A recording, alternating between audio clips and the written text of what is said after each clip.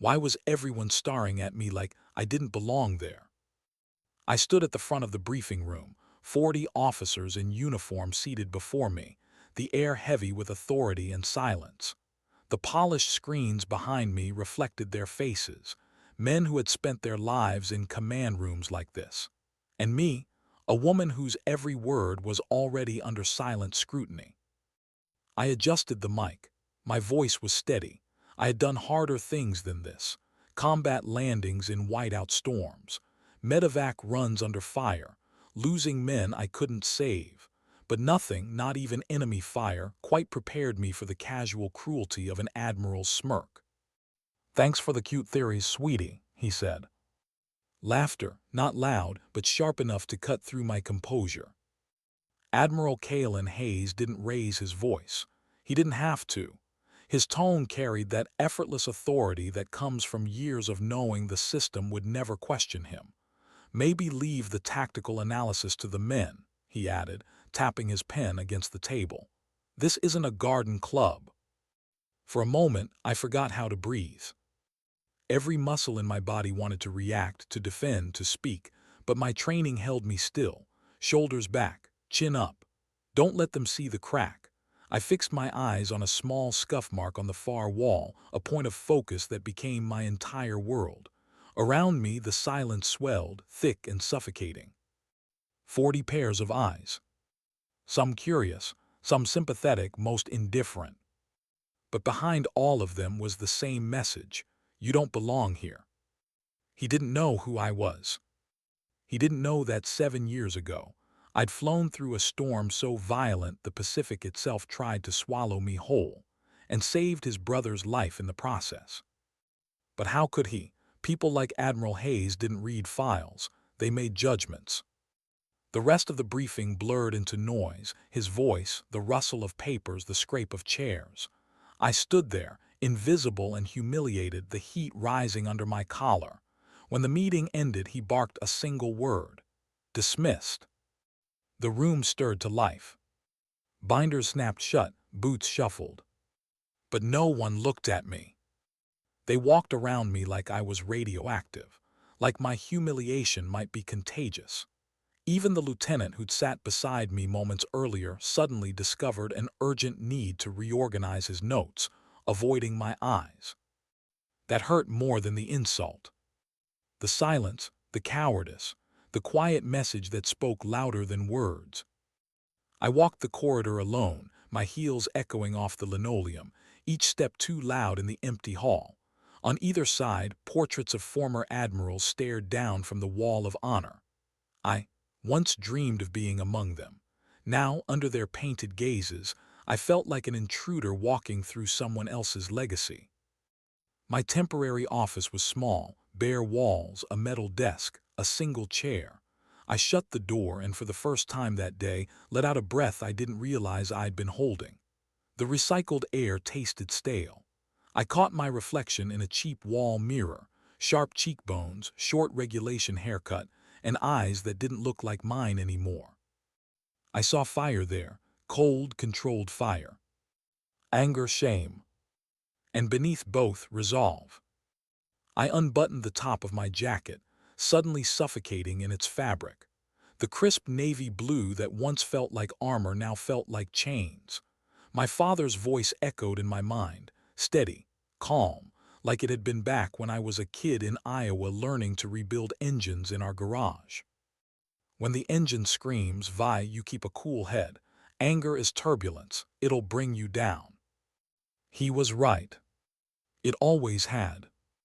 So I sat down, let the fury sink, settle, and harden into something colder. Control, precision, patience. But as I stared at the beige wall in front of me, my mind slipped away, from San Diego's sterile base to the frozen air of Anchorage, Alaska. I could almost taste the cold, sharp purity of the Arctic wind again, feel the subtle vibration of the Black Hawk beneath my hands. Up there in the endless white, the machine didn't care about gender or politics. It demanded skill, steadiness, courage. And I had all three. They'd called my Alaska deployment a hardship post, a dead-end assignment. but to me it had been sanctuary. No eyes watching, no words whispered behind my back, just the hum of rotors and the horizon. Now I was trapped in a command that valued appearances over truth, and I could feel that truth slipping away like oxygen from a leaking mask. The next week, the silence became routine. Conversations died when I entered a room. People smiled without warmth. The coffee station, my daily experiment in tolerance, was the worst. The moment I stepped in, chatter turned into awkward throat clears. Eyes dropped. Mugs clinked too loudly. Every morning, it was the same. Then during one strategy session, it happened again, but worse. I presented a multi-point plan integrating air and sea assets to improve emergency response times. It was smart, innovative, tested by real combat. I'd poured nights into it. An hour later, a captain named Mark represented my plan, barely disguised, with different phrasing. He stumbled through the details, but the bones were unmistakably mine. And Hayes smiled. "Good job, son," he said, clapping Mark on the shoulder.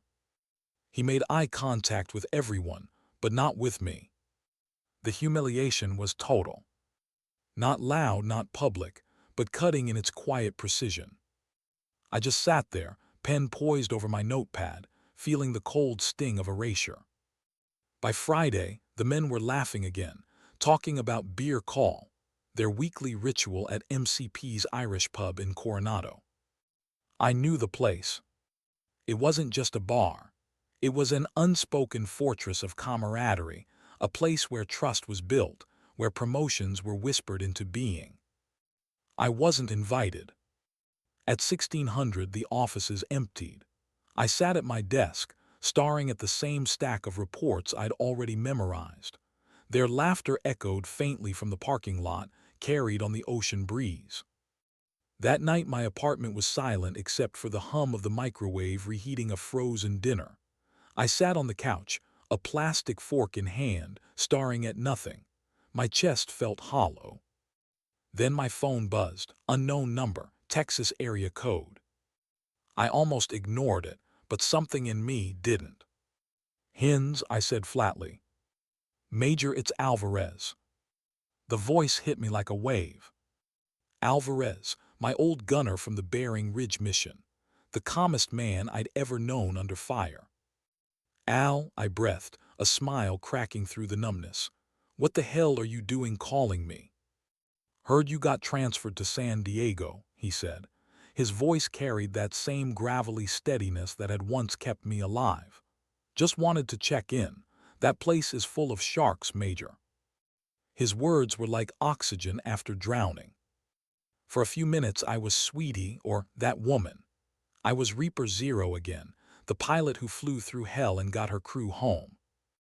I lied when I said, "I'm fine." The words burned my throat. We talked about his repair shop in El Paso, his kids, normal things, ordinary things. When we hung up, I realized something. That phone call was the first moment all week that I'd felt human. Monday came. The same empty office, the same routine. Except there was something new on my desk. A plain manila folder, no label, no note. I hesitated before opening it. Inside, I found printed pages, flight safety protocols for the squadron. But these weren't normal copies. Someone had circled multiple errors and flaws in red ink, the very same issues I'd tried to point out in that first disastrous briefing. My heart started to race. At the bottom, in clean block letters, there was a short handwritten note. "I read your report, they were wrong. LM. LM. Lexi Moore, the quiet lieutenant who always sat at the back of the room, barely speaking, always observing." I looked up at the empty office. Sunlight filtered through the blinds. And for the first time since stepping foot in San Diego, I didn't feel completely alone. Her words sat in my mind for hours. They were wrong. 4 words, but they changed everything. Because it wasn't just about me anymore. It was about the truth. That night I dreamed of the storm again. The one from 7 years ago. The mission that gave me my call sign. The one that changed everything. I can still hear the wind. Not just any wind, the kind that screams across the burring strait like it's alive. The sound of the earth itself trying to tear your aircraft apart. That night we were sent to find a missing SEAL team, Echo 1. Their boat had capsized in impossible weather. Command said it was suicide to go out. They were probably already dead. But through the static of the radio, I heard a faint emergency beacon. They were alive. Barely. Abort mission Reaper 0, Command ordered.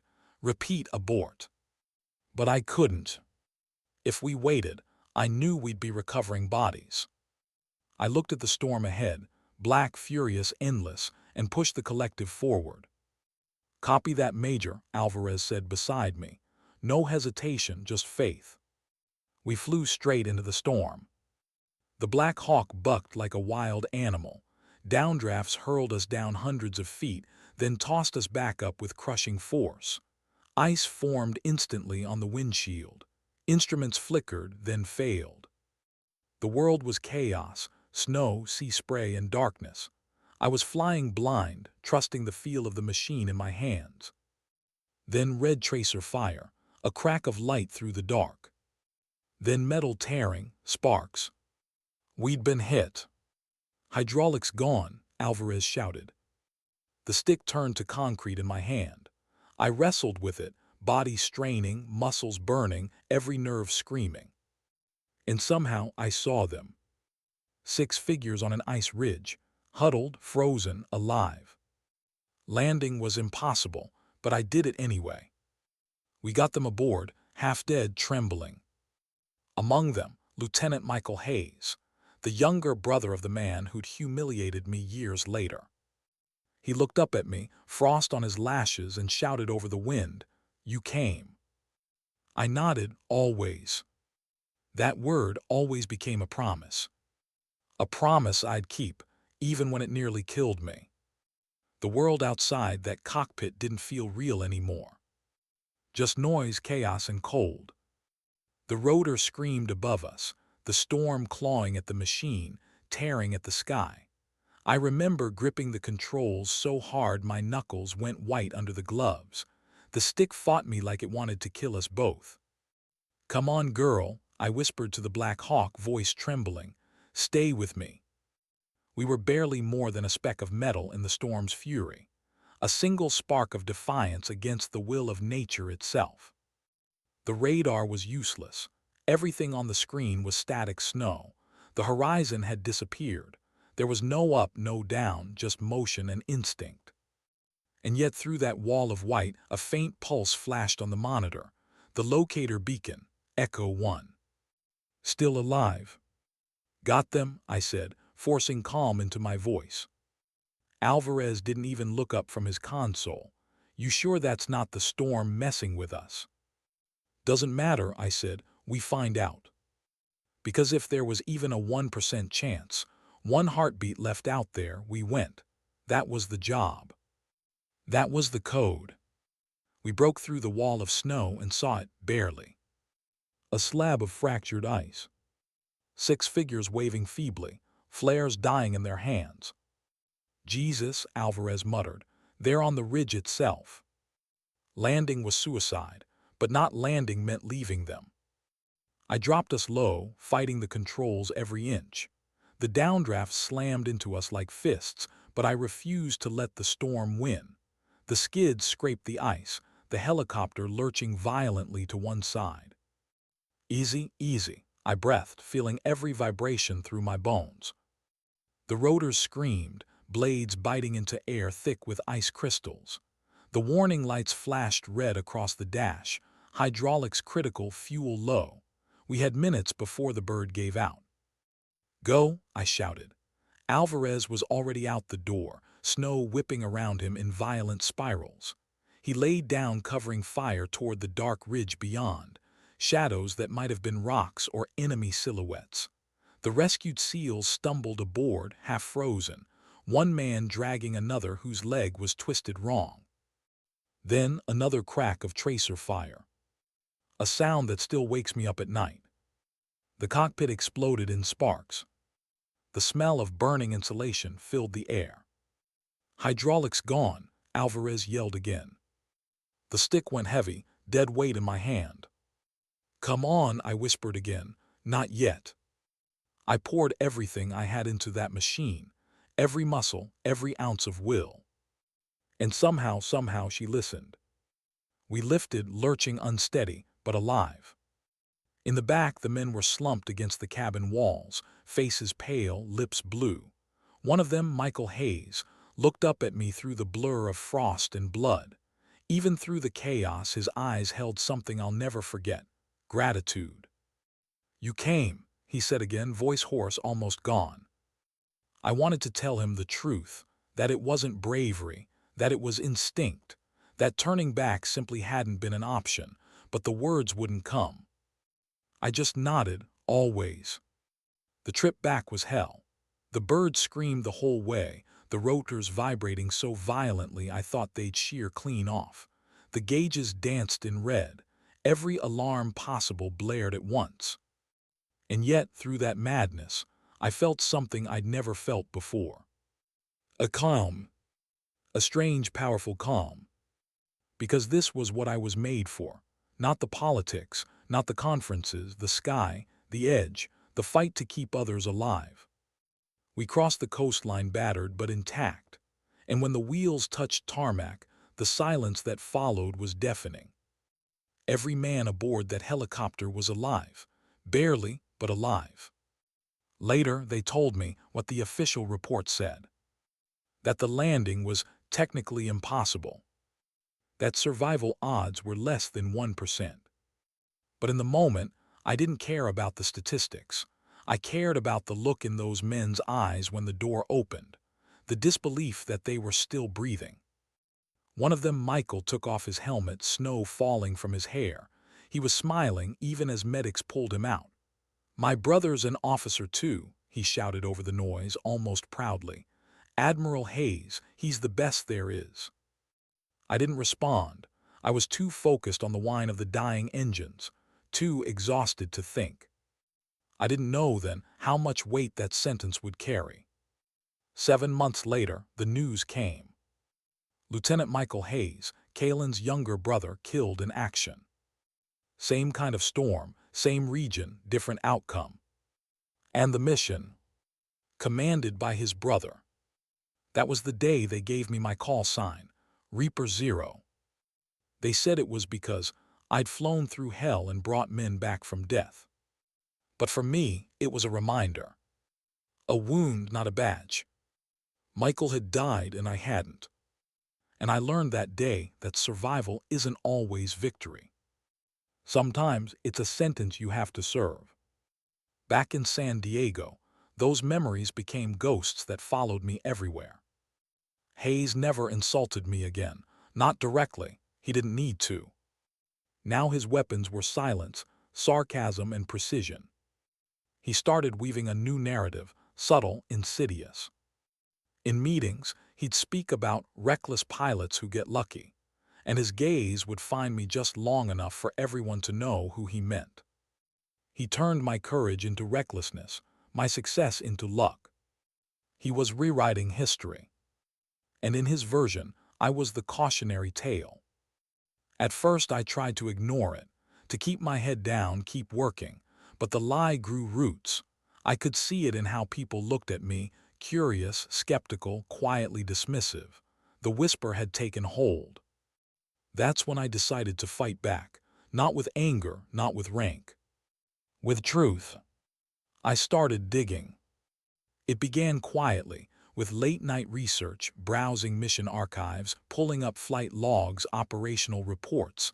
Nothing public, nothing that would trigger an alert, just a pilot looking for closure. That's when I met Lexi again, not in an office but at a small coffee shop in La Jolla, a neutral ground. She was younger, quieter, but sharp, eyes like she saw everything and said nothing. She sat across from me, stirring her latte slowly, glancing toward the door as if expecting someone to follow her. "Everyone's afraid of him," she said softly, But they also talk, and I listen. I looked at her surprised. Why help me? She hesitated, then said, because you're Reaper Zero. You don't hide behind anyone. That means something. For the first time in weeks, I felt the faint stirrings of trust. From then on, we became ghosts in our own command. Encrypted emails, discreet data pulls, late-night conversations in that same coffee shop, the hum of espresso machines masking our whispers. Every piece of data we found pointed to one thing: the Kashamak Bay mission, Operation Frost Serpent. The one that killed Michael Hayes had been scrubbed, redacted, sanitized. Officially, it was equipment failure due to adverse weather conditions. But I'd seen that kind of report before. Too clean, too neat. Too careful. I wanted to believe it was just bureaucracy, but deep down I knew it was. So I went where I wasn't supposed to. The archives after hours. The building was silent, empty, cold. The hum of fluorescent lights overhead sounded like a heartbeat. The air smelled of old paper and ink, 1,000 forgotten stories. I found the file, Operation Frost Serpent. Thin, too thin. Half the pages were missing, others blacked out. But on one comm log, a time-stamped entry just before the mission went bad, something caught my eye. A redaction line, darker than the rest but uneven, the ink slightly thinner. Old habits kicked in, intelligence training. I tilted the page under the light. There, faint impressions from a pen beneath the blackout. I took a blank sheet, placed it over the page, and began to shade it lightly with a pencil, slow, controlled strokes. Letters began to emerge, like ghosts rising from the page. Pilot. Pilot recommends abort. Overruled by Co. My blood went cold. Co. Commanding officer. And on that mission, there had been only one. Admiral Kalin Hayes. For a moment I couldn't move, couldn't breathe. Everything, his hostility, the humiliation, the whispered slander, snapped into focus with brutal clarity. He wasn't trying to discredit me out of ego. He was covering up his own guilt. He'd sent his brother to his death. And I was the living reminder of the one storm he couldn't control. When I realized that, I didn't feel vindicated. I felt sick. Because the truth wasn't justice, it was tragedy. That night as I left the archive room, the corridor lights flickered. I felt watched. The kind of quiet awareness that prickles at the back of your neck. Somewhere a door closed softly. And in that sound, I understood something vital. This wasn't a game anymore.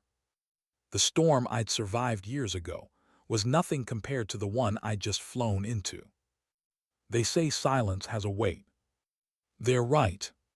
The night I left the archive room, it pressed down on me like a physical thing, thick, cold, watching.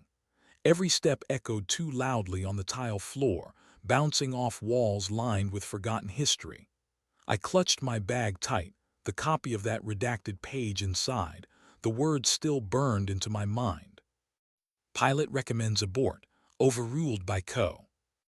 Those 6 words were dynamite, not just against Hayes, but against the very foundation he stood on. I didn't sleep, not really. I sat on the edge of my bed, staring at the shadows crawling up the walls, my heart caught between triumph and dread, because I knew the truth, but I also knew what the truth could cost. And the military doesn't forgive truth-tellers easily. At dawn, I called Lexi. She answered on the second ring, her voice low, cautious. "Did you find it?" "Yes," I whispered. "It was him. Hayes overruled the abort. His order killed his own brother." There was silence on the line. Then Lexi exhaled shakily, "God." Neither of us spoke for a moment. We both knew what that meant. This wasn't a scandal. It was a buried crime. "We have to make copies," I said. "Secure them off-site if they realize we've seen this." "They'll come after us," she finished for me. But what neither of us realized was that they already had. That same day, I noticed subtle changes. An unfamiliar car parked near my apartment building. Two men in civilian clothes outside the commissary who looked too fit, too alert to be casual passers-by. And in the office, eyes, always watching, conversations that stopped just as I walked in. By evening, the pressure had become suffocating. Then the phone rang again. Lexi's number. Her voice was shaking. Vi, they've reassigned me. My stomach dropped. What, when? Effective immediately. Emergency orders, Guam. Guam, the word hit like a hammer. It wasn't a reassignment, it was exile. A career graveyard on a faraway island, where people vanished into quiet irrelevance. Lexi, listen to me. Don't argue, don't appeal it, don't send any more messages. They're monitoring you now. I know, she whispered, but Vi, they know about the archives, about us. The line crackled. I heard her breathing fast, panicked. They're watching everything. Please be careful. Then, click. Not a disconnect. A termination. The call was cut.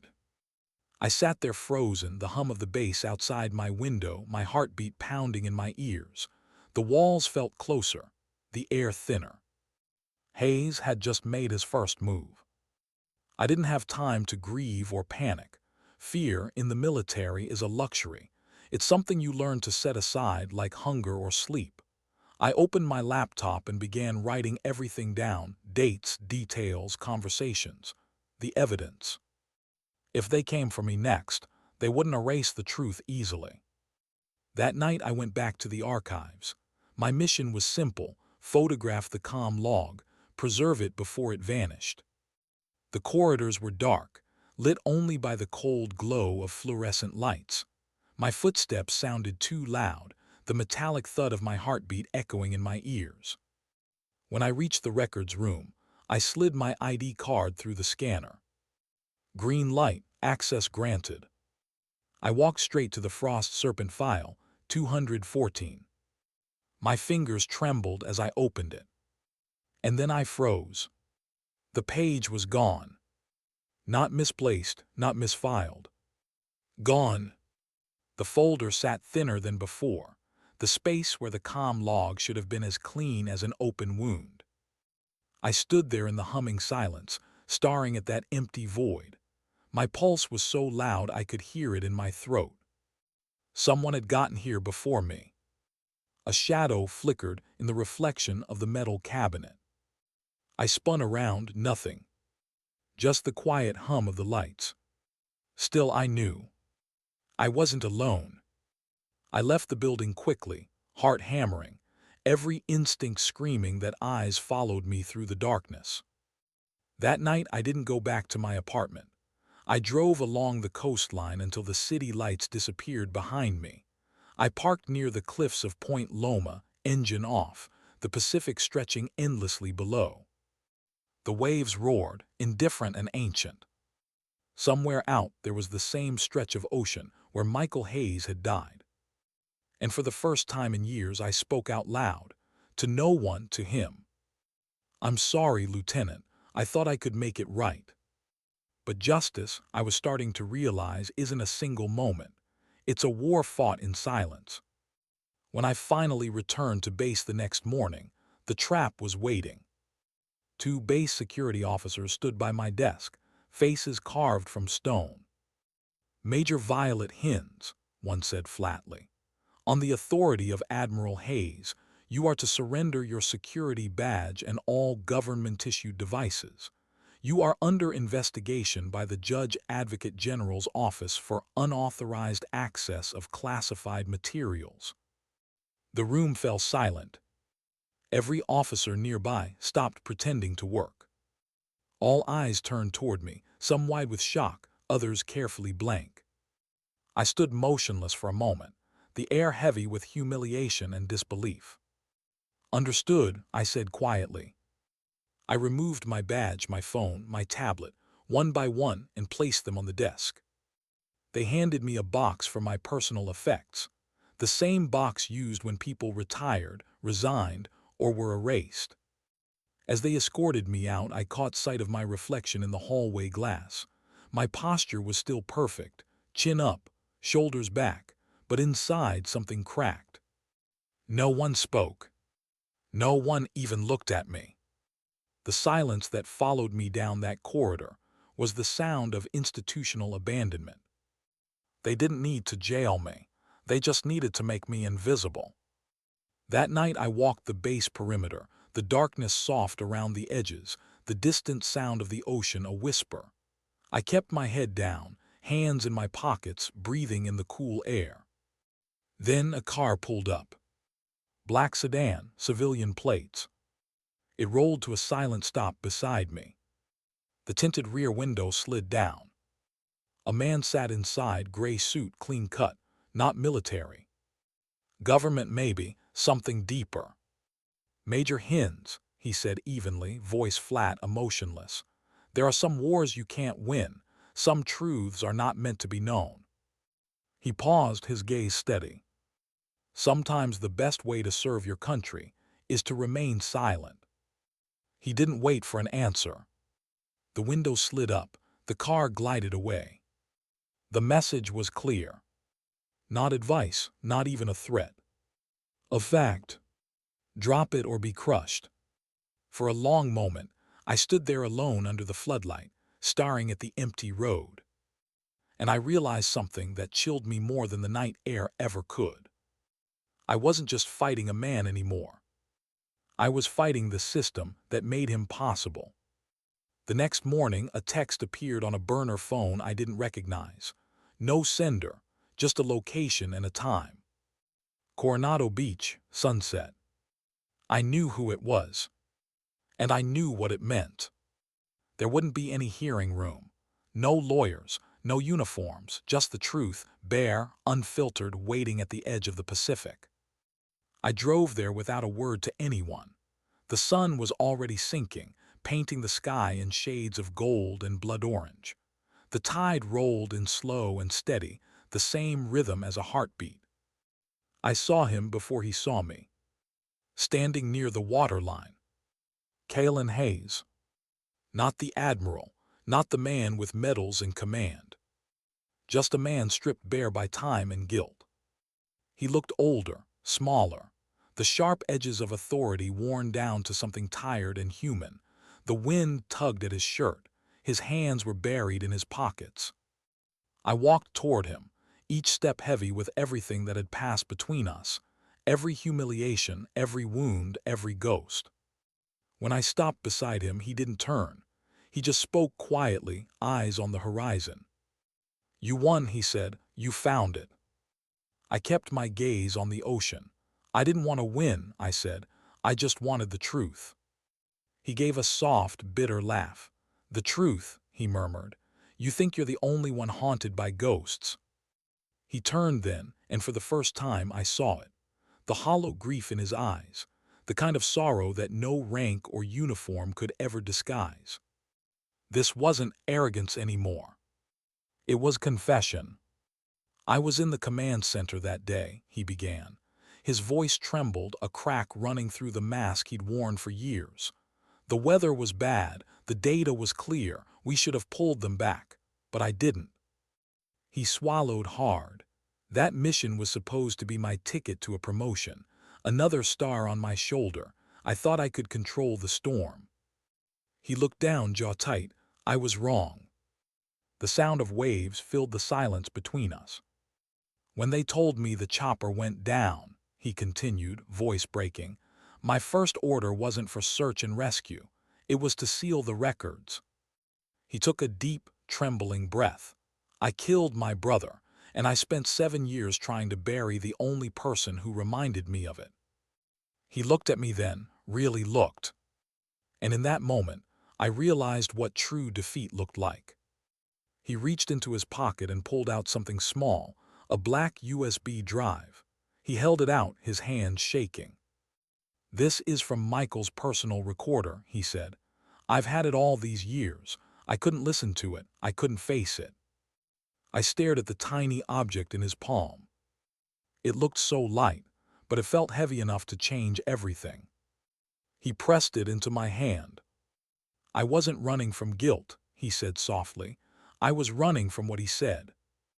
He turned away, eyes on the dying sun.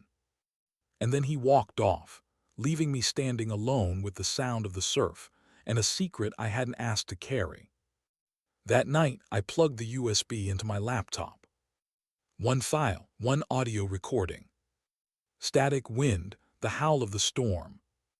Then Michael's voice. Faint, strained, human. Tell my brother not to blame himself, and tell the pilot she did everything right, she tried. Then silence. A silence that filled the whole room, and maybe the whole world. I sat there for a long time, listening to that single sentence over and over until the words blurred into tears. All this time, I thought I'd been chasing justice. But maybe I'd been chasing forgiveness. The sound of Michael's voice lingered long after the recording ended. It wasn't just what he said. It was how he said it, soft, breaking, human. No fear, no anger, just peace. And that was what destroyed me. Because I had spent years turning guilt into purpose, purpose into armor, and armor into identity. And now that armor was cracking. I sat there in the half-light of my apartment, the Pacific wind rattling the blinds, the USB drive lying still beside the keyboard. The whole world had gone quiet. Tell my brother not to blame himself. Tell the pilot she did everything right. He'd spoken those words for us both, and somehow both of us had failed to hear them. When morning came, I felt hollow, not weak, just emptied like the ocean after a tide pulls everything away. Hayes's confession had changed everything. It didn't erase the pain or the lies, but it made them make sense. He hadn't hated me because I embarrassed him. He'd hated me because I reminded him that his brother died believing in me. And now, what was I supposed to do with that? I could ruin him, expose the cover-up, drag his name through the mud, end his career. Or I could let it go, let the ghosts rest. Either path would cost something. Either way, someone bled. By midday, my doorbell rang. When I opened it, two men in dark suits stood there, different ones this time. The kind that don't show badges unless they have to. Major Hines, the taller one said calmly, the Admiral has requested your presence. Naval Command, Room 314. Requested, that was a funny word. They didn't need to say ordered. I already knew what it meant. I followed them in silence. The drive to command headquarters was long, the road winding along the coast. Outside, the sun shimmered over the water, too bright, too clean for what was coming. Inside, it smelled of old leather, coffee, and power. When I stepped into room 314, Hayes was already there. Not in his usual armor of authority. No medals, no entourage. Just a man at a table, a file in front of him, and a tired look that spoke more than any words could. He looked up as I entered. Violet, he said simply. No rank, no title. I didn't respond. I stood straight, hands clasped behind my back, every ounce of training holding me upright. He gestured to the chair opposite him. Sit. I hesitated, then did. The two men stayed by the door, silent witnesses to a quiet war. For a long moment, neither of us spoke. Then he slid a folder toward me. Inside were official documents, transfer orders, clearance forms, and one sealed letter marked confidential, Command Review Committee. I've submitted my resignation, he said softly, effective immediately. I stared at him, unsure I'd heard right. He continued, voice steady but low. I made calls last night, told them everything. My part, the cover-up, the falsified records. I named the others who helped bury it. It's over. I didn't speak. I didn't trust my voice to. He leaned back, eyes tired but clear. You were right to fight me. You were right to dig. I didn't think you'd have the courage, or maybe I didn't want to believe someone still did. He smiled faintly. Turns out, Reaper Zero doesn't stop when ordered to. I swallowed hard. Why now? He looked out the window toward the sea. Because I finally listened to him. It took me a second to realize he meant Michael. I heard the recording, he said. I didn't know what he said until last night. I guess I was afraid it would break me. And did it? I asked quietly. He looked at me, eyes raw, vulnerable. No, it saved me. The silence that followed was heavy but not suffocating. For the first time, there was no hostility between us. Only two soldiers who had carried too much for too long. He took a breath. They'll open an inquiry. My record will be stripped, maybe even criminal charges, but at least the truth will live. He stood slowly, adjusting his coat, his movements deliberate. The board will need your statement. Tell them whatever you have to. Then, for the first time since I'd known him, he offered his hand. Thank you for reminding me who I used to be, he said quietly. I shook it, the gesture feeling less like victory and more like release. When I walked out of that building, the air smelled of salt and rain. The sky was heavy with incoming clouds, the kind that announce a storm but also change. For the first time in years, I wasn't afraid of the storm. A week later, the inquiry began. It wasn't public. Nothing involving admirals ever is, but word spread anyway, quietly. I sat in a long room lined with flags and polished wood. A panel of senior officers asked their questions in calm, controlled voices. I answered every one of them the same way, clearly, without emotion, just the truth.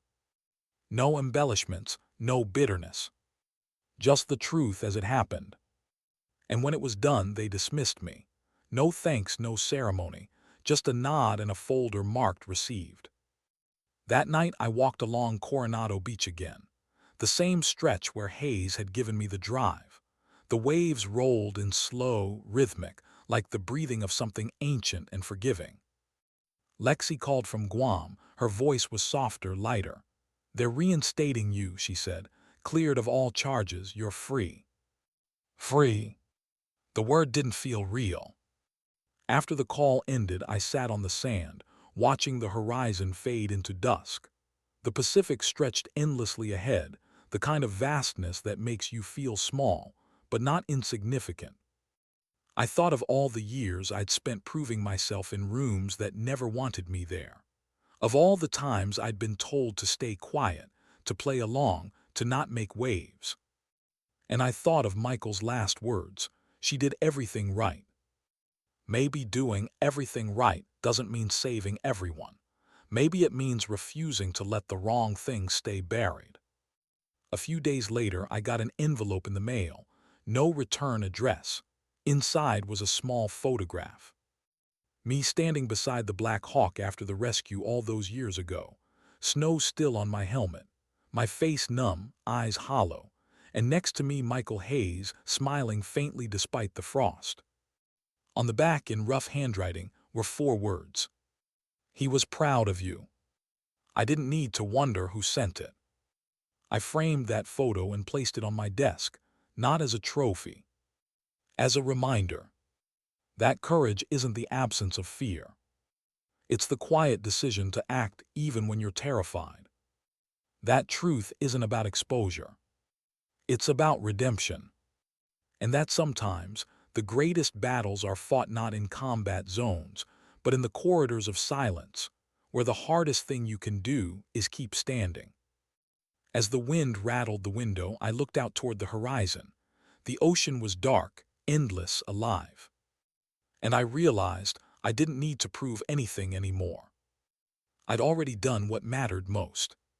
Sometimes dignity doesn't speak. It simply acts. The day I turned in my uniform felt like shedding a second skin. The fabric was still warm from years of wear, the weight of the metals and patches pressing faintly against my palms as I folded it one last time. Funny thing about uniforms. They make you visible and invisible at the same time. People see the rank, the ribbons, the story they think they understand, but not the person carrying them. When I walked out of the base gates, I didn't feel free. I felt lost. The world outside didn't salute, didn't report, didn't wait for orders. It just moved on. Civilian life had a rhythm I didn't remember how to match. People talked fast, laughed easily, worried about traffic and grocery lists, and I stood there in the middle of it all, wondering why silence suddenly felt so loud. There were no missions now, no intel briefings, no flight schedules, just empty hours and annoying question, who am I without the sky? The nightmares didn't stop when the uniform came off. Sometimes it was the storm again, that endless white horizon closing in. Sometimes it was Michael's voice, faint through the static. Other nights, it was the silence of command rooms, where truth was buried under polished speeches. I tried therapy. I sat in offices with soft chairs and warmer lighting, answering questions from people who meant well, but couldn't begin to understand what it feels like to fly a machine through hell and come back alive when someone else didn't. They called it survivor's guilt. I called it gravity. Still, there were moments of light. Lexi called often from Guam. She'd been promoted running logistics now.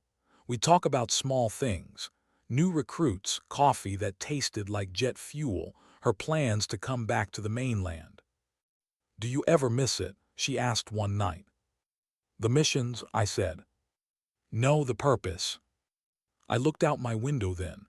The Pacific stretched beyond the glass, dark and calm. "Every day," I said quietly. "Purpose, it's what holds you together when everything else falls apart." I found mine again, not in the air but on the ground. A few months after the inquiry, I was invited to speak at a training seminar for young officers, mostly pilots, a few intel analysts, and some green cadets who still thought service was about glory. I almost said no, but something in me needed to go.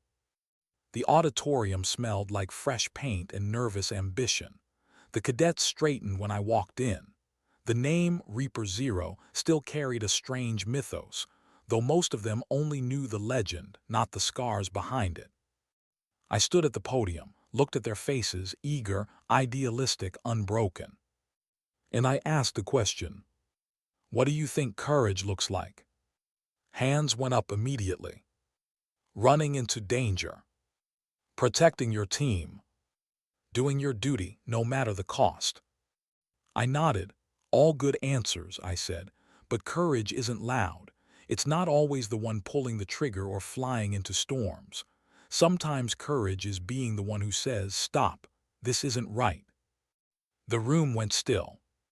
They didn't understand yet, not fully, but maybe one day when the system tested them they would. After the seminar, one cadet stayed behind. A woman, maybe 24, wiry and sharp-eyed. She waited until the others had gone, then approached slowly. "Ma'am," she said, voice small but steady, "I read about your case, what you did." I braced myself, waiting for judgment, pity, admiration, any of it. But she surprised me. "I just wanted to say thank you. My dad was in the Frost Serpent recovery team. He said you gave them a chance." I stared at her, words caught in my throat. She smiled faintly. "He made it home because you did what you did." And just like that, all the noise, the inquiries, the doubts, the nights staring at the ceiling went silent.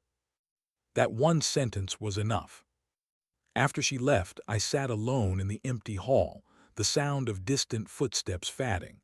For the first time in a long while, I felt something close to peace. I began volunteering at the VA soon after. Not as a counselor, just as someone who listened. You'd be amazed how many soldiers carry ghosts they've never spoken about. Men who still wake up reaching for a rifle that isn't there. Women who hide their trauma behind perfect posture. I didn't try to fix them. I just sat beside them. Sometimes that's enough. There was one man, Marine, mid-30s, burned scars on both hands. He never said what happened. But every week he'd bring me a cup of coffee from the vending machine, and we'd sit in silence, staring out at the ocean. One day he asked, "You ever wish you could forget?" I thought for a long moment. Then I said, "No, Forgetting means it didn't matter. He nodded slowly, staring at the horizon. Yeah, he said, guess that's true. The truth is, the past never leaves you. It just stops hurting the same way. It becomes part of your pulse.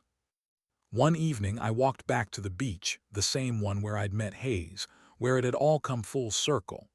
The tide was low, the air thick with the smell of salt and seaweed. The city lights flickered faintly behind me. Ahead, the water stretched endless and black, swallowing the last traces of daylight. I took off my boots and stepped into the surf. The cold bit into my skin, sharp, real, cleansing. For years, I'd carried the call sign Reaper Zero like a shadow. Now, for the first time, I understood it. Not as death, but as transformation. Because the Reaper doesn't only take. Sometimes she spares. The wind picked up, brushing my hair across my face. And in the quiet, I thought I heard a faint voice, maybe memory, maybe something more. You did everything right. I closed my eyes and let the sound of the ocean wash through me. The ghosts weren't gone, they never would be. But they no longer owned me. When I opened my eyes again, the horizon glowed faintly with the first lights of dawn. And I knew what came next. Not combat. Not command. Something quieter, but maybe more important. A return. To the academy. To the next generation. To the ones still learning that wars are fought both outside and within. They'd call me Instructor Hines now. A new title, same purpose. And maybe that's how healing begins. Not when the past stops hurting, but when you finally start passing on what it taught you. As I walked back up the beach, boots in hand, the rising sun glinted off the water, calm, infinite, alive. And for the first time in forever, I smiled. They called me Instructor Hines now. The title still felt strange on my tongue, lighter than Major, quieter than Reaper. But maybe that was the point. The first time I walked back into the flight academy, the air hit me with déjà vu. Jet fuel, polished metal, the faint hum of turbines in the distance, the same smells, the same sounds, the same ghosts. Only this time, I wasn't here to fight. I was here to guide. The cadets stood at attention when I entered the classroom, 20 of them, maybe more. Fresh uniforms, sharp eyes, adrenaline hiding behind confidence. Some looked nervous, others cocky, a few hollow in that way that only soldiers in training can be, still pretending they weren't afraid.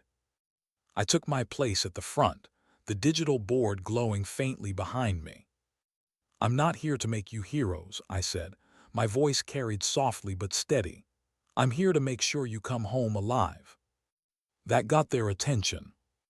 No applause, no questions, just the quiet understanding that this wasn't a motivational speech. This was survival training. Over the next weeks, I taught them everything I knew. Not the textbook material, not the sanitized procedures, but the real things. How to read wind by the way dust moves. How to trust your instincts when the instruments lie. How to stay human when command tells you to be a machine. Sometimes I caught them staring at me like I was some legend from the stories they'd heard. Reaper Zero, the ghost pilot, the woman who flew into the storm. But I wasn't there to be a legend. I was there to keep them from becoming martyrs. One cadet stood out early on. Name Daniel Hayes. The name hit like a heartbeat. Hayes. He was 22, top of his class, quiet, analytical. He kept his hair a little too short, his uniform too precise. His focus reminded me of Michael, disciplined but hiding something deeper. He didn't mention the connection. Neither did I. But one afternoon, after a particularly difficult flight simulation, he lingered behind as the others filed out. "Permission to speak freely, ma'am?" he asked. "Always," I said. He hesitated, eyes on the floor. My uncle was Admiral Kalin Hayes.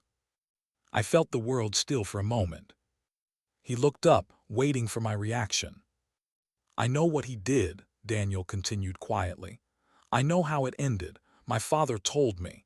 I joined flight school because of him and because of you. I studied his face, the same blue-gray eyes, the same steadiness that Michael once had. Why me? He swallowed, because you didn't run. For a moment, the years between then and now vanished. The guilt, the storms, the trials, it all folded into this one quiet moment of understanding. I nodded slowly, then let's make sure you don't either. From that day, I took a special interest in his training. Not favoritism, just attention. The kind that recognizes a familiar ghost in someone else's eyes. He was good, too good sometimes. But that's the danger with prodigies. They think skill can outfly fear. One morning, we ran a full mission simulation. Severe weather scenario, multi-target extraction. It was meant to test their composure under chaos. Halfway through, Daniel's system glitched. The wind vectors on his HUD froze, autopilot disengaged. Most cadets would have panicked. He didn't. He adjusted manually, compensated for crosswind, and landed clean. Perfect score. When the lights came up, the class erupted in applause. He didn't smile. He just looked at me. Later, when everyone had gone, I asked him quietly, "Why didn't you celebrate?" He shrugged. "I don't like applause, feels like it jinxes things." I almost laughed. "You sound like your uncle." He frowned slightly. "You knew him well." I paused, well enough to know he carried his guilt until the end. Daniel looked down. "He left me a letter before he trailed off. Before it ended, said he hoped one day I'd understand what honor really means." He met my gaze again. "I think he meant you." I didn't have words for that, just a quiet ache in my chest. That night after lights out, I walked the tarmac alone. The stars were sharp and clear like tiny wounds in the sky. Every once in a while, a training jet would roar past, and I'd feel that old instinct tug in my chest again. The desire to fly. The pull of purpose. The ache of memory. But I didn't miss combat anymore. I missed connection. Teaching filled a part of that void. Watching them learn, stumble, grow, it gave me something I hadn't felt in years: continuity. Because maybe the real measure of service isn't what you do in the sky. It's what you leave behind on the ground. Weeks passed, seasons shifted. The academy settled into rhythm: briefings at dawn, drills at dusk, exhaustion between. Then came Hell Week. 5 days of relentless simulations, minimal sleep, high stress, designed to break even the best. It's where they test your limits, not of skill, but of soul. By the third night, cadets were running on fumes. Mistakes piled up, tempers flared. Daniel's team was leading the pack until the storm drill. The weather sim malfunctioned. A blackout, systems offline. The instructors debated aborting, but Daniel's voice came through the comms, calm, unshaken. "Negative, we can finish it." I listened from the control room, my heart tightening. His voice echoed Michael's, steady, defiant, alive. He guided his team through turbulence, crosswinds, and low visibility, coordinating every move by instinct alone. When the lights came back, they were on final approach, engines whining, alarms blaring. And still they landed clean. Perfect again. The instructors cheered, the students celebrated. But I just stood there silent, because for a split second I'd seen the shadow of another storm, another pilot, another haze. Later that night, Daniel found me outside the hangar. "You knew I'd make it," he said. "I hoped," I corrected, "but there's a fine line between courage and recklessness." He tilted his head. "You think I crossed it?"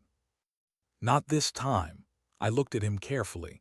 "But next time, don't assume the storm will respect your skill. It never does." He smiled faintly. "You sound like someone who's been through one." "I have," I said softly, "and lost good people because of it." He nodded, the weight of understanding in his eyes. Before he walked away, he said, "For what it's worth, ma'am, I think you did everything right." The same words. Michael's words. It felt like the past had come full circle, not to haunt but to heal. That night I sat in my quarters, lights dim, the hum of jets outside my window. I took out the old photo of Michael and me, the one with the frost on our helmets. For years, that image had felt like a scar. Now it felt like a torch. A reminder that pain, when carried with purpose, becomes legacy. The next morning I stood before my new class of recruits, faces fresh, eager, unscarred. I looked at them, all that hope, all that hunger, and I said, "You're going to make mistakes. Some of them will cost you. Some will haunt you, but never let them own you. Learn, adapt, lead." I paused, scanning the room. And when the storm comes, because it will, remember this: fear is natural, but silence is not. Speak when it matters. Act when no one else will. There was a long, steady silence. Then someone at the back raised a hand. "Ma'am," the cadet asked, "is that what made them call you Reaper Zero?" I smiled faintly. "No, they called me that because I flew through hell and came back. But the truth is, it was never about death. It was about not giving up on life." The cadets exchanged quiet glances, unsure whether to take it as a lesson or a warning. Maybe it was both. As the day went on, I watched Daniel among them, confident, composed, leading without needing to command. The kind of pilot Michael would have been proud of. The academy's intercom crackled suddenly, calling me to the tower. Another training storm was coming in, strong, unpredictable. And as I looked out toward the sky, I felt something stir deep inside me again. Not fear, not nostalgia, readiness. Because some storms don't come to destroy. They come to remind you that you're still alive. I picked up my flight jacket, the old one, worn, patched, familiar. And as I stepped toward the runway, I thought of all the ghosts, all the voices, all the lessons carried on the wind. And I whispered, barely audible, "This time we fly for peace." The hangar smelled like home. Oil, metal, and jet fuel, the scent of purpose. It had been years since I'd flown, yet my hands remembered the rhythm instinctively. The sequence of checks, the pressure of switches, the hum beneath the seat when the engine came alive. Outside, the sky was bruised with gray, a storm swelling at the horizon. Wind hissed through the open hangar doors like a warning and a welcome all at once. I could have stayed on the ground. I could have watched the new generation take the sky and told myself my time had passed. But part of healing, I'd learned, isn't standing still. It's proving to yourself that the scars no longer own you. When the intercom called for Instructor Hines to tower, it wasn't just protocol. It was an invitation. I walked across the tarmac, helmet tucked under my arm, the sea wind tugging at my jacket. The training jets lined the runway in formation, sleek, young, restless machines waiting for orders. Daniel Hayes stood near the first aircraft, gear already strapped in place. His eyes found mine, calm but bright, a flicker of anticipation beneath the professionalism. "Thought you might sit this one out," he said. I smiled. "You'll learn I don't sit out storms." He grinned faintly. "I was hoping you'd say that." This exercise wasn't combat. It was a search and recovery simulation over the San Pedro Channel, realistic enough to test composure, complex enough to demand precision. The storm rolling in made it more than real. The kind of conditions that separate pilots from survivors. As I climbed into the cockpit, the familiar weight of the helmet settled against my head, the world narrowing into the glow of instruments and the faint hum of comms. The tower's voice crackled through. Flight Team Alpha cleared for takeoff. The engines roared to life. The runway blurred beneath us. And then lift. The moment the ground fell away, something inside me loosened. The noise of the world dimmed. The air became everything. I hadn't realized how much I'd missed it. The silence between heartbeats when the sky opens up and gravity lets go. Visibility down to 20%, Daniel's voice came through the comms. Calm, measured. Wind shear building. Copy, I said. Follow my lead. The clouds swallowed us whole, white, gray, then black. Rain hammered against the canopy. The instruments jittered. The old instinct woke up again, the feeling of being small and infinite at the same time. I glanced at the readings. Wind speed rising. Pressure dropping. The storm was angry. Alive. Reaper, Daniel's voice came again, almost jokingly. Ever flown in worse? I smiled behind the oxygen mask. If I say yes, will you relax? Not a chance. His voice steadied me in a way I didn't expect. Michael had sounded the same when he was calm under chaos. That same stubborn tone that made you believe the impossible could be done. Lightning split the sky, a bright tear through the dark. The shockwave rattled the fuselage. I steadied the controls, feeling the vibration in my bones. The storm wanted to test me. I'd let it. Tower, this is Alpha Leader, I said. Visibility 0. Instruments unreliable, adjusting formation by manual. Copy, Alpha Leader. Caution advised. Caution. The word never meant much to pilots who'd seen too much. We broke through a wall of turbulence so violent the aircraft shuddered like a heartbeat. My eyes flicked to the radar. Daniel's signature held steady on the grid, tight formation, unshaken. He was good. Better than good. But then, the unexpected always comes when you start to feel safe. A sudden downdraft slammed through the cloud mass. My jet dropped violently, the altimeter spinning, alarms shrieking. Reaper, you're losing altitude, Daniel shouted. Negative, I barked, forcing the nose up, muscles screaming with the strain. The plane fought back, hydraulics whining, wings trembling like they'd snap. Then equilibrium. We leveled barely. Status, he asked. Still here, I said, catching my breath, but I think she's mad at me. Daniel chuckled, breathless. The storm or the jet? Both. The storm continued to thrash, the clouds morphing into walls of living gray. We moved in formation, adjusting, adapting, pilot and student, mentor and echo, fighting something too big to control. Minutes turned into hours. Then the tower called. All teams abort and return to base. Weather window closing. Repeat, abort. Daniel's voice came over comms. Copy, tower, returning. But something about his tone changed. Tight, focused. Reaper, I've got a problem. My nav's gone. I checked my radar, his signal flickered, then disappeared. Say again. Dead instruments, compass spinning. I scanned the storm, nothing but white, no visual contact. Daniel, maintain altitude and heading 275, I ordered. Do not deviate.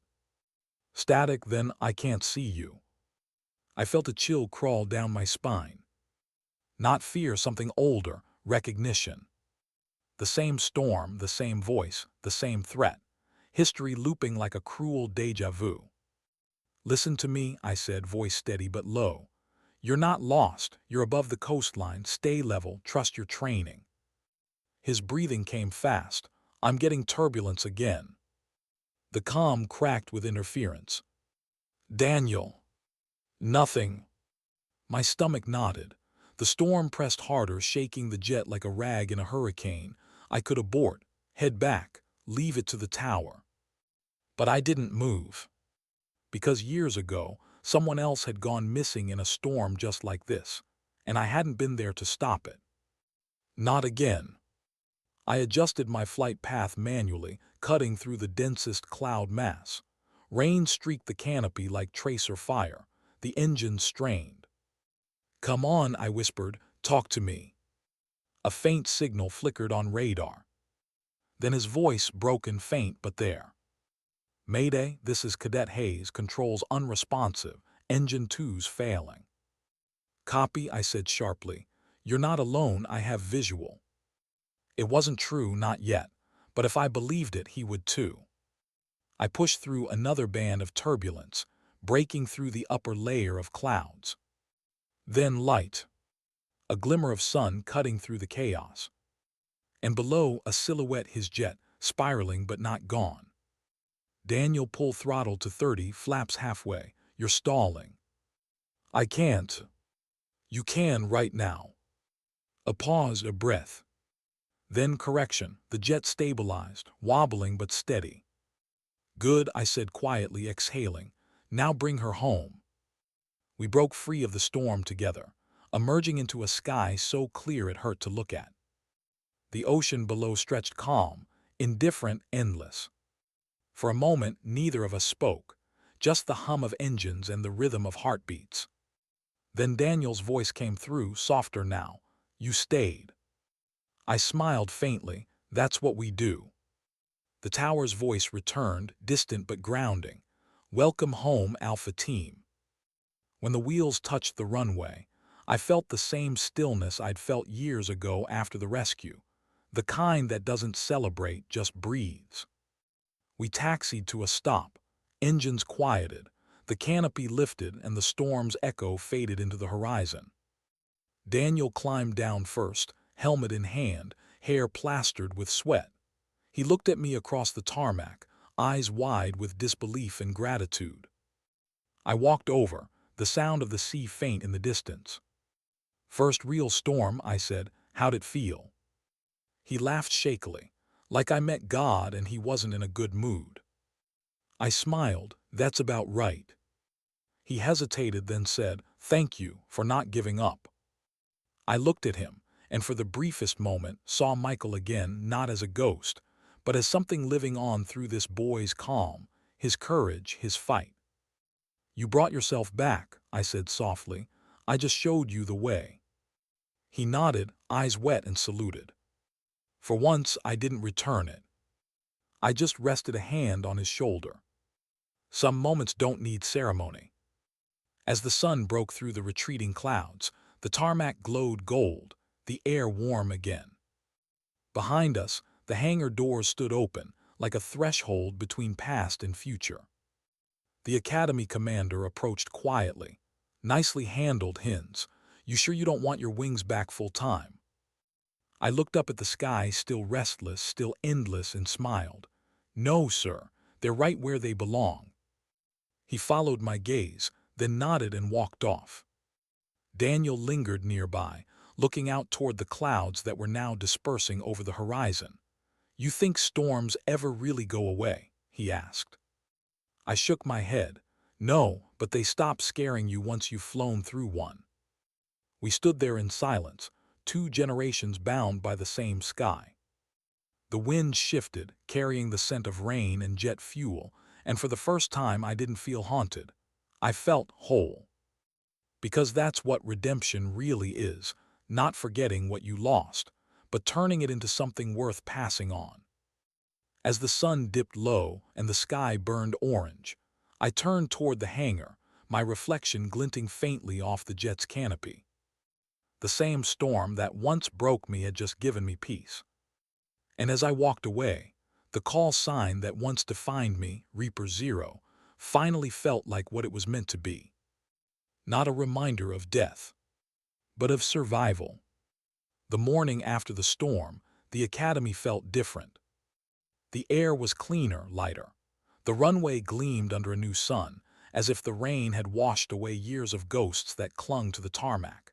Mechanics moved between hangars with renewed energy. Cadets laughed too loudly, the way people do when they've survived something bigger than themselves. And somewhere above them all, gulls cut through the calm sky, free, effortless, unburdened. Violet Hines stood at the edge of the runway, a coffee in hand, wind tugging at her hair. She wasn't in uniform, just a flight jacket, faded jeans, boots worn thin by years of service. The horizon shimmered with heat, but her eyes were on the sky. Always the sky. For the first time in her life, she didn't feel like she had to conquer it. Just understand it. Behind her, footsteps approached.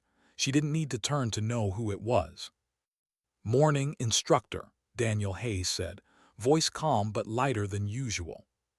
She smirked, morning cadet sleep. He laughed softly, barely, still hearing the alarms in my dreams. Good, she said, sipping her coffee, means you're learning. He stepped beside her, looking out at the hangar where their jets sat cooling in the sun. They told me the board wants your report from yesterday's flight, said it broke every safety protocol we have. It did, she said simply. He glanced at her, half grinning, and you're okay with that. Protocol keeps you alive, she said. Instinct saves others. You'll learn when to listen to which. They stood there for a moment in silence, mentor and student, the past and future bound by one storm and 1,000 unspoken lessons. Then Daniel reached into his flight suit pocket and handed her something small, a folded note. The paper was old, creased, edges yellowed. My uncle left this for you, he said quietly. My father found it in his things last month, said it belonged to you. Violet took it carefully, her hands suddenly still. On the front, in bold handwriting, were 3 words. For Reaper Zero. She hesitated, the air thick with memory. Then she opened it. Inside, the writing was uneven, like someone had written it through shaking hands. Violet, if you're reading this, then I've already done what I should have done years ago, told the truth. You were right to chase it. You were right not to give up on me. Michael's voice never left me, neither did yours. Maybe that's what redemption really is, not forgiveness, but the courage to face the ones we wronged. Take care of him, my nephew. He's got the same fire. Just don't let it burn him like it did us. Keep flying, Reaper. The sky remembers. Kalin.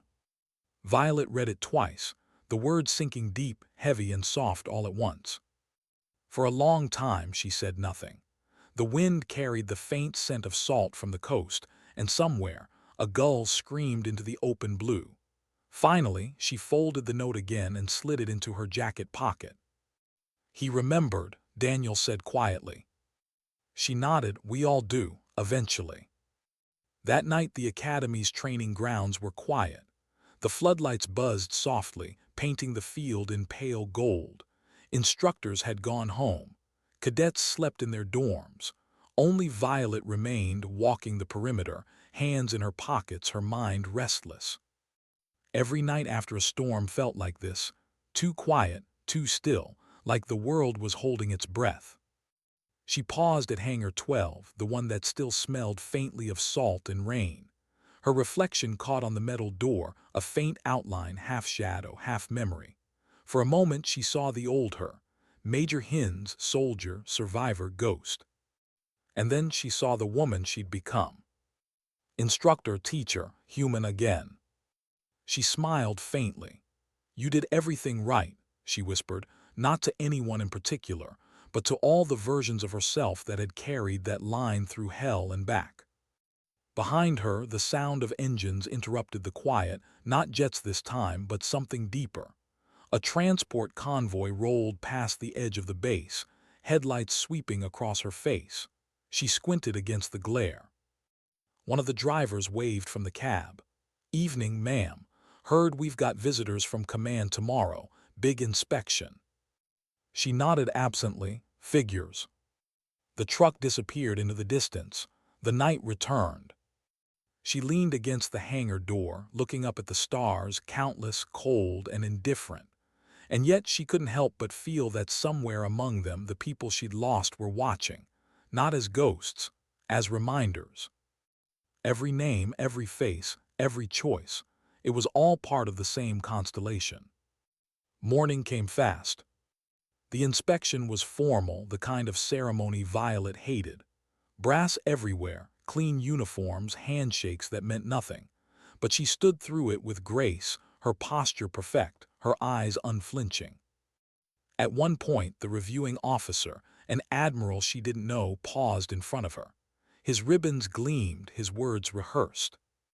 Reaper Zero, he said with polite admiration. Legendary name, still teaching them how to fly through hell. Violet smiled slightly. No, sir, I teach them how not to end up there. The officers laughed politely and moved on, but Daniel, standing a few rows down, caught her eye. He smiled.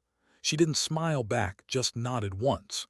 The kind of acknowledgement that says you get it. When it was over, the academy settled into routine again. Life moved on, classes, drills, the rhythm of discipline. But that night, Violet sat in her quarters with the lights low and a single file open on her desk. A transfer request. Not hers, Daniel. Destination: Anchorage Flight Research Division. She read it twice, then leaned back in her chair. Anchorage, the same skis where it all began, the same storm country. He was ready, she could feel it. She pulled out her pen and signed the approval line. As she sealed the envelope, she whispered softly, "Full circle, kid." Weeks passed, seasons shifted again. The academy bloomed into spring, the air alive with jet trails and laughter.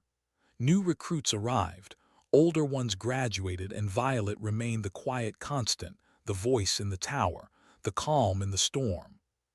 Sometimes, when the evening stretched long, she'd walk down to Coronado Beach again. The same stretch where Kalin had once given her the drive, where the ghosts of her past had found their peace. The tide still came and went, the world still turned. But something in her had stopped fighting it. One evening, as the sun dipped low, she brought the photo, the one of her and Michael beside the Black Hawk.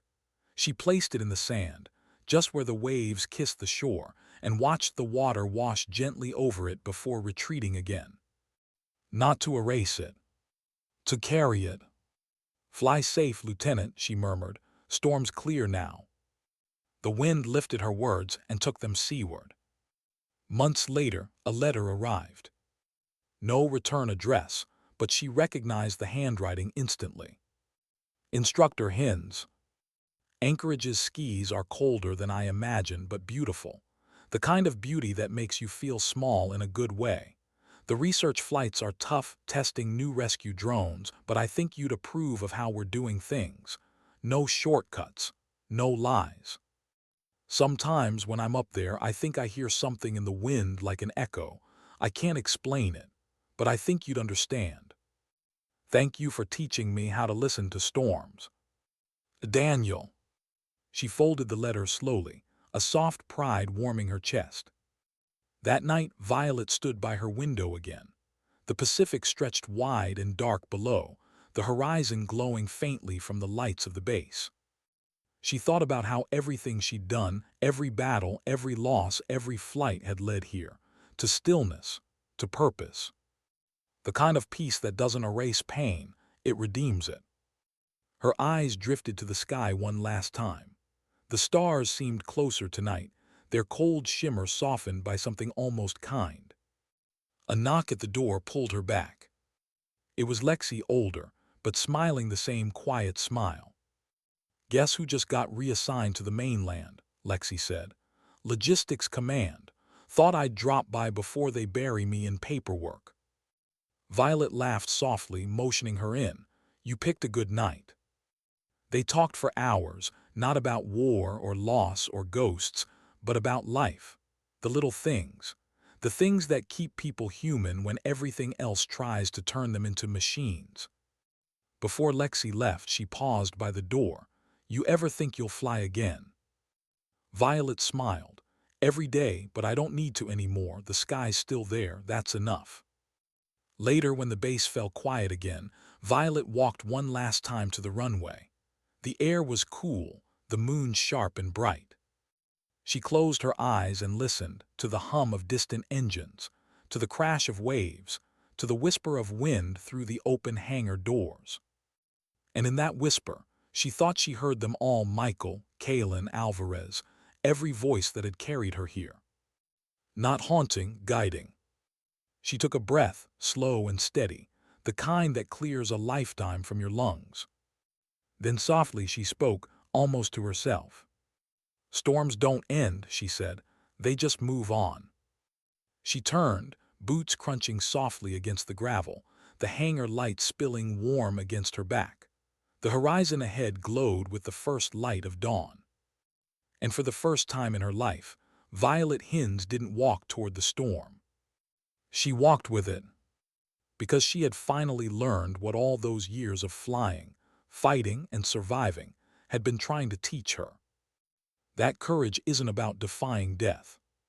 It's about choosing life, again and again, even when it hurts.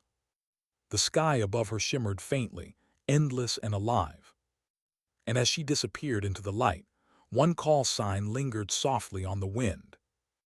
Not as a legend, not as a warning, but as a promise.